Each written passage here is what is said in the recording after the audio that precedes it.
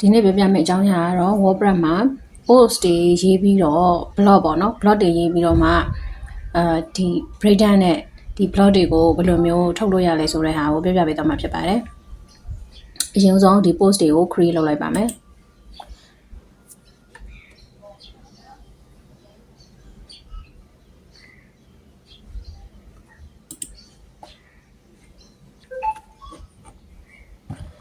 title ထည့်ပါမယ် content ထည့်ပါမယ်ပြီးတော့သူ့မှာ feature image ထည့်ပါမယ်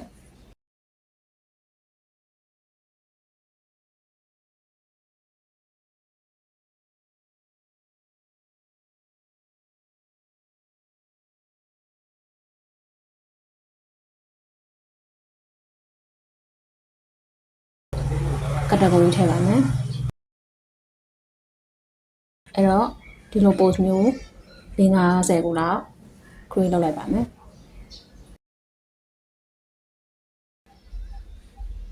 WordPress မှာကဒီလိုမျိုးကိုတစ်ခုချင်းစီမဟုတ်ဘဲနဲ့ပေါ့နော်ဒီလိုမျိုးကိုပြောင်းချင်တဲ့post တွေကိုဒီလိုမျိုး edit လုပ်ပြီးတော့မှတခါတည်းပေါ့နော်တစ်ပြိုင်နက်တည်းပြောင်းလို့ရပါတယ်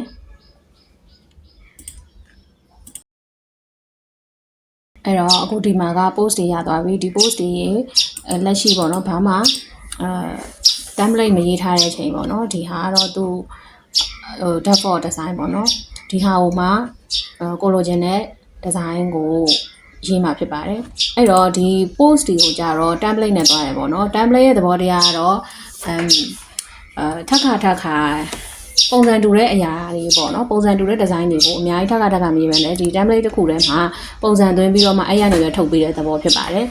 ဆိုတော့အခုက post အတွက်ဖြစ်တဲ့အတွက်ကြောင့် single post ကိုရွေးလိုက်ပါမယ်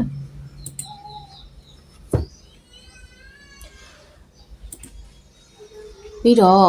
ဒီ setting ကနေပြီးတော့မှလည်းဒီ single post ပေါ့နော်ကိုလိုချင်တဲ့ဒီ template ကိုဘယ်မှာပြချင်လဲဆိုပြီးဒါကတော့ရွေးလို့ရတဲ့ option တွေကိုပြပေးတာဖြစ်ပါတယ်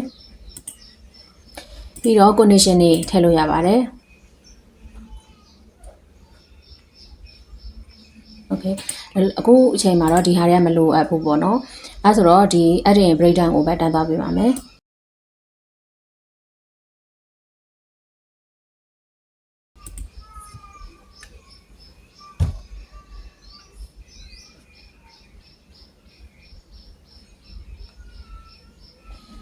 အရင်ဆုံးအပေါ်မှာ feature image ထည့်မယ်ပြီးတော့အောက်ကနေ post title content နဲ့ author information တွေထည့်မယ်ပေါ့နော်အဲ့တော့session တစ်ခုယူလိုက်မယ် session ထဲမှာ heading ထည့်ပါမယ်ဆိုတော့ heading ဖြစ်တဲ့အတွက်ကြောင့်ဒီမှာကဒီ heading က blog post ရဲ့ title ဖြစ်ပါမယ်အဲ့တော့ပုံမှန်စလုံးဆိုရင်တော့ဒီထဲမှာပြင်လို့ရပါမယ်အခုက post loop ထဲကနေတွားပြီးဆွဲထုတ်မှာဖြစ်တဲ့အတွက်ကြောင့်ဟောဒီက database ပုံလေးကို click လိုက်ပါမယ်ဒီမှာသူထည့်လို့ရတဲ့ဟာတွေကိုပြထားပေးပါတယ်ဒီမှာဆိုရင် post နဲ့ဆိုင်တဲ့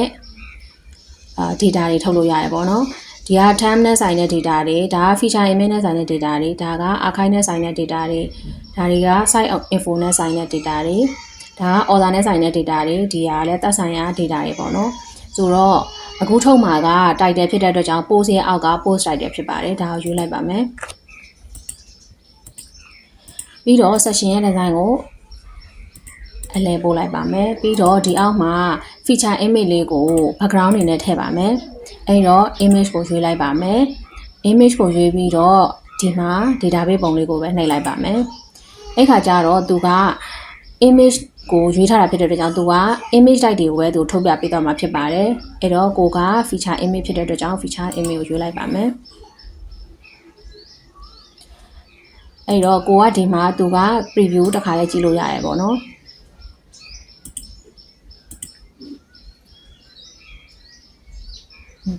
ပြီးတော့ဒီ feature image တွေဒါကတော့ design ပိုင်းဖြစ်သွားပြီပေါ့နော် design ပိုင်းမှာကိုလိုချင်တဲ့ height ကိုထည့်ပါမယ် viewport ထည့်လဲရတယ် fit corner ထည့်လဲရတယ် custom ထည့်လဲရတယ်အခုတော့viewport ထည့်လိုက်မယ်ပေါ့နော်ဟုတ်ကဲ့ okay viewport ထည့်လိုက်တော့လည်းကြီးသွားမယ်ထင်တယ် custom နဲ့ထည့်လိုက်မယ် custom height မှာ50 view height လောက်ဆိုတော့ပဲပေါ့နော်အဲ့တော့ custom height view 50 view height ထည့်လိုက်ပါမယ်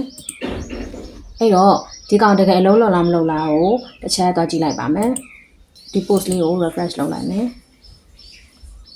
အခုဒီမှာဆိုရင်တော့ post တစ်ခုကိုကြည့် post တစ်ခုကိုဒီလိုပုံစံနဲ့မြင်ရမှာဖြစ်ပါတယ်အဲ့တော့အောက်မှာ content နဲ့ title content နဲ့သက်ဆိုင်ရာ data တွေထပ်ပြီးတော့ထုတ်သွားမှာဖြစ်ပါတယ်အဲ့တော့နောက်ထပ် section တစ်ခုယူလိုက်ပါမယ်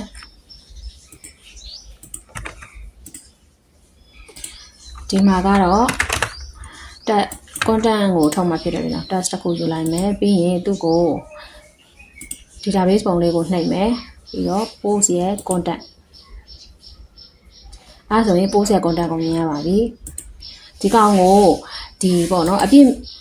နည်းနည်းလေး area ကျယ်နေတဲ့အတွက်ကြောင့်သူ့ web ကိုနည်းနည်းချုပ်ပါမယ်အဲ့ခါကျတော့သူ့ကို div တစ်ခုလည်းထည့်ပါမယ် okay ပြီးရင်ဒီ div ကို max width သတ်မှတ်လိုက်မယ်ပေါ့နော် okay အဲ့ခါကျတော့ width က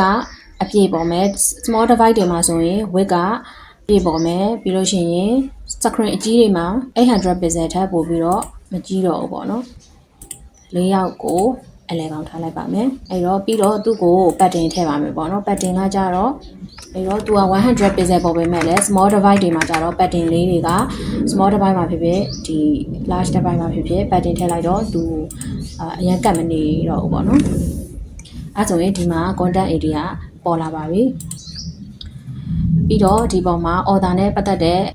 အချက်လက်ရယ်ပြီးတော့သူ့ရဲ့ category ထုတ်ပါမယ်သူလည်းဒီလိုပါပဲကိုကအရင်ဆုံး test ပေါ့နော်တစ်ချက်ထုတ်လိုက်မယ်ပြီးတော့ဒီ test ကိုကနည်းနည်းလေး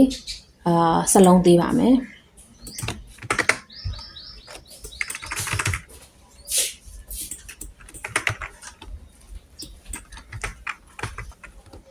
ပြီးတော့ color ကိုနည်းနည်းဖြော့ရက်သွားလိုက်ပါမယ်ဘိတ်ကိုတော့600လောက်ထားလိုက်ပါမယ်โอเคဒီကောင်လေးကို order ရဲ့ information နဲ့ dynamic text အနေနဲ့ပြောင်းလိုက်ပါမယ်အဲ့တော့ဒီမှာဆိုရင် order သွားပါမယ် order မှာဒီမှာ order email order name order website ရှိပါတယ်အဲ့တော့ order name ကိုထည့်လိုက်ပါမယ်ဒါဆိုရင် order name ပေါ်လာပါပြီနောက်တစ်ခုကကြတော့ဒီ post ကို upload လုပ်တဲ့ date ပေါ့နော် date ကိုလည်းထည့်ပါမယ် date မထည့်ခင် task တစ်ခုအရင် create လုပ်မယ်ပြီးရင်အဲ့ task ကို database ကိုနှိပ်ပြီးတော့မှဒီ post ရဲ့ date ကိုထုတ်လိုက်ပါမယ် okay ဒီ post ရဲ့ date ကိုထုတ်ပြီးပြီဆိုရင်သူ့ကိုလည်း design ပြင်လို့ရပါတယ်အဲ့တော့ဒီမှာ color ကဒီ color နဲ့တူတူထားခြင်းတယ်ပေါ့နော်အဲ့တော့တခါတည်း global color တစ်ခု create လုပ်ပြီးတော့ပဲဒီ text နှစ်ခုကိုထားလိုက်ပါမယ်အဲ့တော့ global color လုပ်ခြင်းကျတော့ဒီ design အဲ့ color တွေယူတဲ့အခါမှာကိုကပေါ့နော်ဒီ color switcher ပဲလှမ်းပြီးယူလို့ရအောင်ပေါ့နော်ထည့်ထားတာဖြစ်ပါတယ်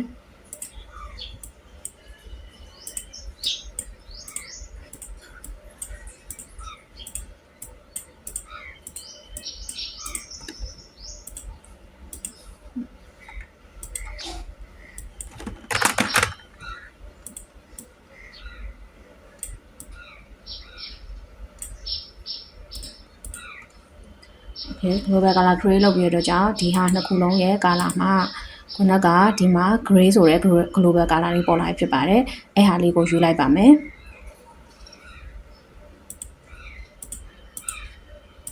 ခုနက order မှာလည်းခုနက gray လေးကိုပဲပြန်ယူလိုက်ပါမယ် okay ပြီးရင်ရောဒီနှစ်ခုကိုဘယ်နဲ့ညာနဲ့နှစ်ခုထားခြင်းနဲ့ပေါ့နော်နှစ်ခုထားမယ်ဆိုတော့ div တစ်ခုယူလိုက်မယ်ပြီးရင်အဲ့ဒီကိုခုနက text နှစ်ခုကိုထည့်လိုက်ပါမယ်ထည့်ပြီးတော့ layout ကိုသွားမယ်ပြီးတော့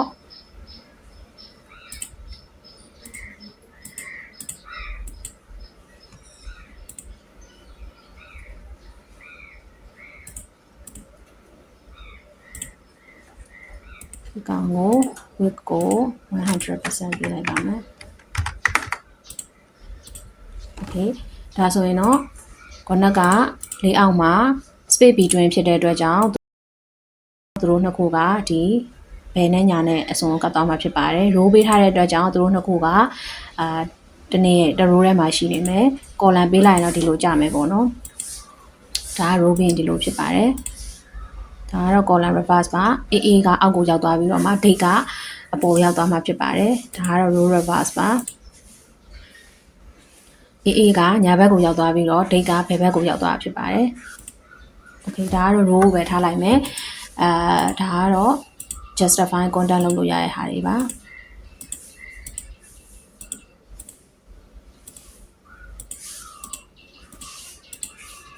အော်ဒီမှာတော့ space between မှာထားလိုက်ပါမယ် okay ပြီးတော့ဒီကောင်ကိုဒီ AA ရဲ့ design တိုင်းပြန်ပြီးတော့သုံးပါမယ်အဲ့ဒီခါကြလို့ရှိရင်ဒီမှာ preset အနေနဲ့ကိုက design တစ်ခုကိုfont တစ်ခုကိုပေါ့နော်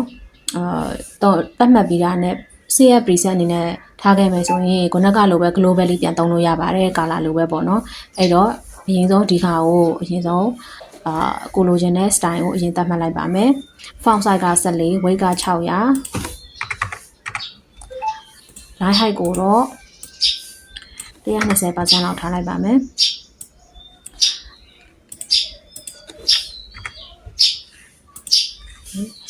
ပြီးရင်ဒီ order ရဲ့ဒီပေါ့နော်14weight 600ဆိုတဲ့ဟာကို preset တစ်ခုအနေနဲ့လုပ်လိုက်ပြီးတော့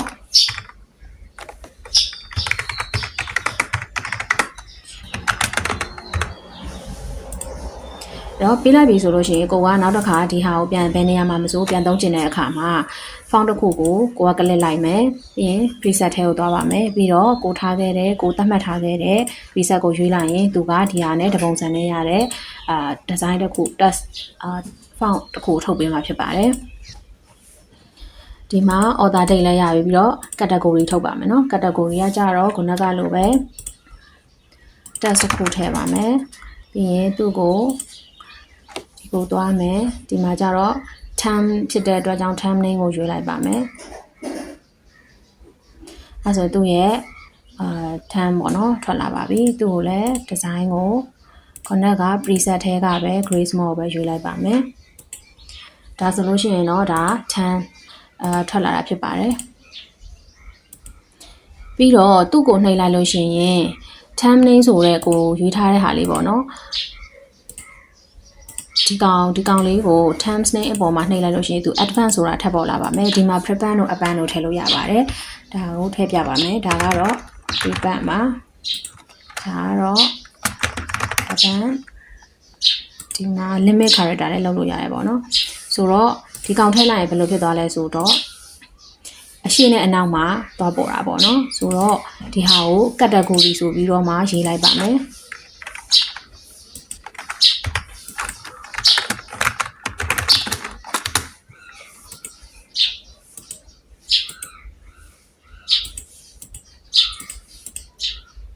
ဒါဆိုရင်တော့ category က CSR ဖြစ်သွားပါပြီအလားတူပဲဒီ dynamic data တွေရှေ့မှာအနောက်မှာcharacter limit သတ်မှတ်တယ်လို့မျိုးပေါ့နော်ထည့်လို့ရပါတယ်အဲ့တော့ဒီကောင်ကိုတစ်ချက်စမ်းကြည့်ပါမယ် post content ကို append ကိုသွားပါမယ် limit character ကို200လို့သတ်မှတ်လိုက်ပါမယ်အဲ့ဆိုရင်သူ character အလုံး20ပဲအလုံး200ပဲပြသပေးသွားမှာဖြစ်ပါတယ်ပြီးတော့ဒီနှစ်ခုမှာဒီ space နည်းနည်းချမယ်ပေါ့နော် space ချတဲ့အခါမှာဒီနှစ်ခုကြားမှာ margin ကိုထည့်ပြီးတော့ space ချလို့လည်းရပါတယ်ဒါဆိုရင် margin button ကကြတော့50 pixel ပေါ့နော်အဲ့လိုမှမဟုတ်ဘဲနဲ့လည်းဒီ div ထဲမှာရှိသမျှ element တွေရဲ့ space ကိုတစ်ခါတည်းသတ်မှတ်ထားခြင်းလည်းရပါတယ်layout ကိုသွားမယ်ကိုလိုချင်တဲ့ပုံစံရွေးပါမယ်ဒါကတော့အပေါ်အောက်ပေါ့နော်ဒါကတော့ဒီလိုမျိုးဒါမဲ့များသောအားဖြင့်ဒီလိုပဲရွေးပါမယ်ရွေးပြီးတော့မှ space ကဒီလိုမျိုးသတ်မှတ်လိုက်မယ်ဆိုလို့ရှိရင်လည်းရပါတယ်အဲ့တော့အခုကတော့ဒီ gap ပုံစံနဲ့မသွားဘဲနဲ့ဒီ margin pattern ပုံစံမျိုးနဲ့သွားပါမယ် okay ဒီကောင်ကိုလိုချင်အတိုးလျှော့လုပ်လို့ရပါတယ်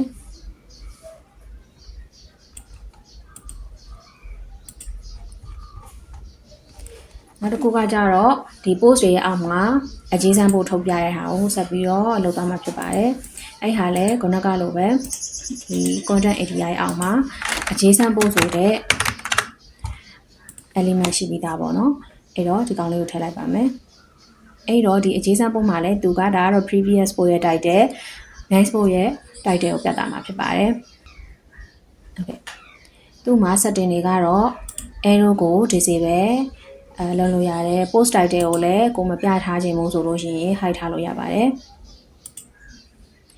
ပြီးတော့ taxonomy တစ်ခုတည်းရဲ့previous နဲ့ next post ကိုပဲပြချင်လို့ရပါတယ်ဒီမှာဆိုရင်တော့ CSR ဆိုရင် CSR ရဲ့နောက်လာမယ့် post ကလည်း CSR ရဲ့ previous နဲ့ next post ပဲပြမယ်ဆိုလို့ရှိရင်ရပါတယ်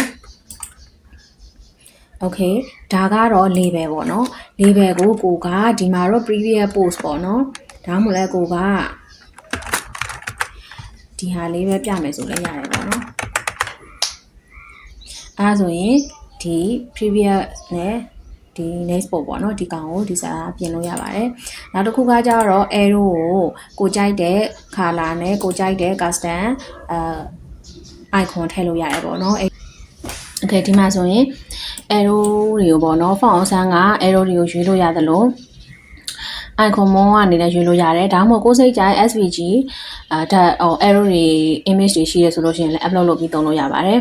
အဲ့တော့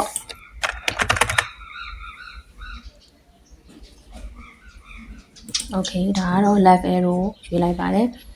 အဲဆိုရင်ဒီမှာ design ကပြောင်းသွားပြီပေါ့နော်ပြီးတော့ color ကိုဒီလို color ရွေးမယ် okay အဲ့တော့ဒီဘက်ကိုလည်းညာဘက်အတွက်လည်းရွေးလိုက်ပါမယ်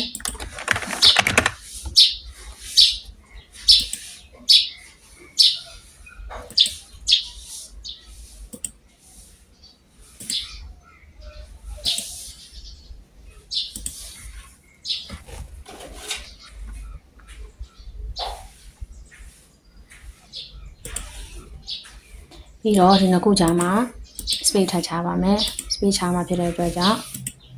container ရဲ့ space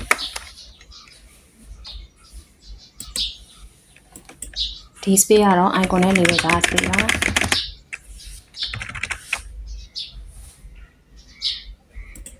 ဒီ post နှစ်ခုကြားမှာလည်း space ကိုထားလို့ရပါတယ်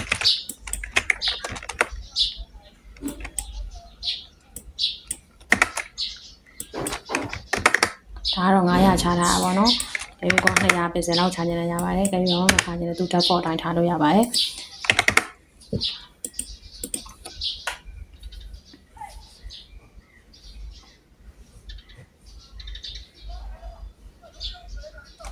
ဒါဆိုရင်ဒီ front view မှာတစ်ချက်သွားကြည့်ပါမယ်။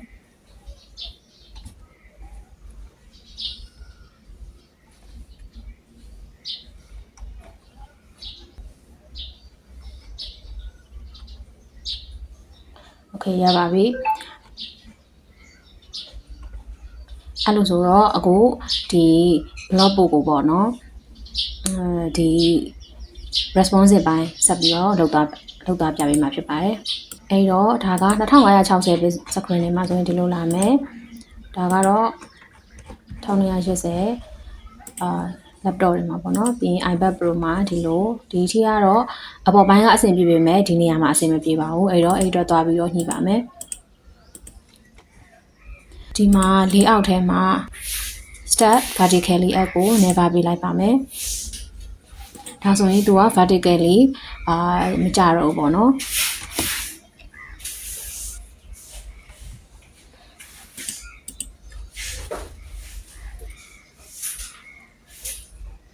Okay ဒီဟာဆိုရင်အဆင်ပြေပါတယ်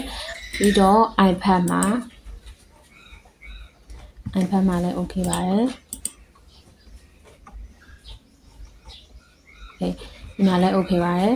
ဆိုတော့ဒီမှာ spacing လေးနည်းနည်းထည့်လိုက်ပါမယ် section မှာ spacing လေးထည့်လိုက်မယ်ဆိုရင် small device ဒီမှာ okay ဒီလိုဖြစ်သွားပါမယ်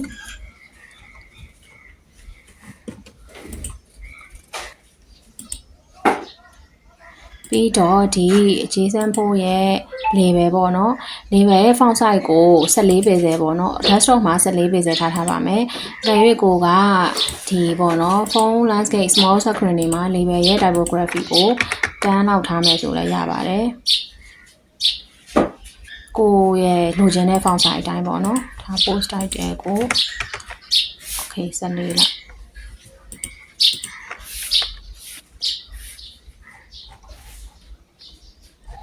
ပြီးတော့ဒီ3ခုကို row အစား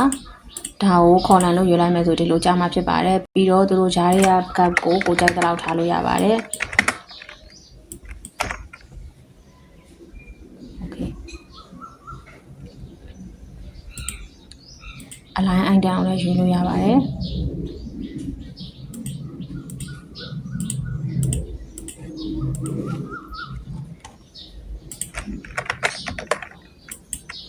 ဒါတော့သူတို့နှစ်ခုဂျာက spacing ကိုလည်းခြုံလိုက်တာဖြစ်ပါတယ်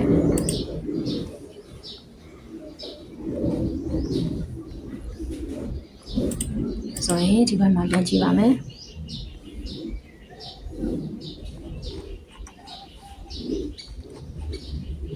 ဒါဆိုရင်တော့ဒီ blog post တစ်ခုရဲ့လိုအပ်တဲ့အချက်တွေ